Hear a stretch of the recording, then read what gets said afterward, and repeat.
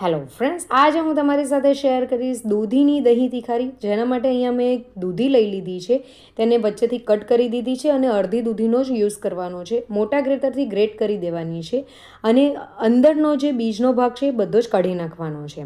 હવે દૂધીને હમણાં સાઈડ પર મૂકીએ ત્યાર સુધીમાં આપણે મસાલો રેડી કરવાનો છે. તો સિંગદાણા, ધાણા, જીરું, પછી 4થી 5 લસણની કળીઓ લઈ લેવાની છે અને લીલું મરચું લઈ લેવાનું છે અને થોડું તેલ એડ કરીને બધું જ બરાબર સાંતળી નાખવાનું છે. જ્યાર સુધી કલર થોડો ગોલ્ડન બ્રાઉન જેવો આવી જાય ત્યાર સુધી આપણે તેને સાંતળી લેવાનું છે. હવે તેને ઠંડુ પાડવા મૂકી દેવાનું છે.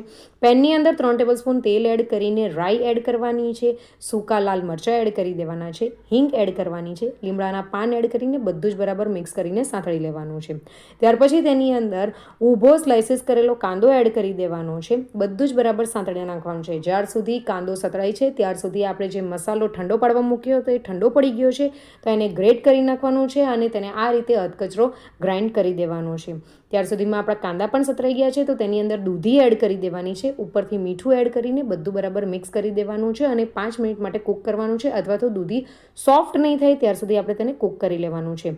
ત્યાર પછી તેની અંદર લાલ મરચું પાવડર, હળદર, ગ્રાઇન્ડ કરેલો મસાલો એડ કરવાનો છે. બધું જ બરાબર મિક્સ કરી નાખવાનું છે અને તેની અંદર થોડુંક પાણી એડ કરવાનું છે, જેથી આપણા મસાલો બળી નહીં જાય. અને ત્યાર સુધી તેને સાતળવાનું છે જ્યાર સુધી આજુબાજુથી તેલ છૂટું નહીં પડી જાય. હવે આ બધી પ્રોસેસ થઈ જાય ત્યાર સુધીમાં આપણે અહીંયા દહીં લેવાનું છે. દહીંને આપણે બરાબર ફેંટી નાખવાનું છે.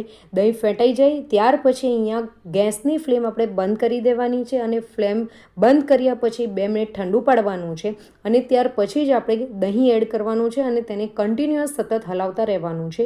બધું જ બરાબર મિક્સ કરી દેવાનું છે. તો અહીંયા આપણી દૂધીની દહીં તિખારી બનીને રેડી થઈ ગઈ છે. તો ફ્રેન્ડ્સ, તમને મારી રેસીપી ગમી હોય તો રેસીપીને લાઇક, શેર અને કમેન્ટ કરજો અને ચેનલને જરૂરથી સબસ્ક્રાઈબ કરજો.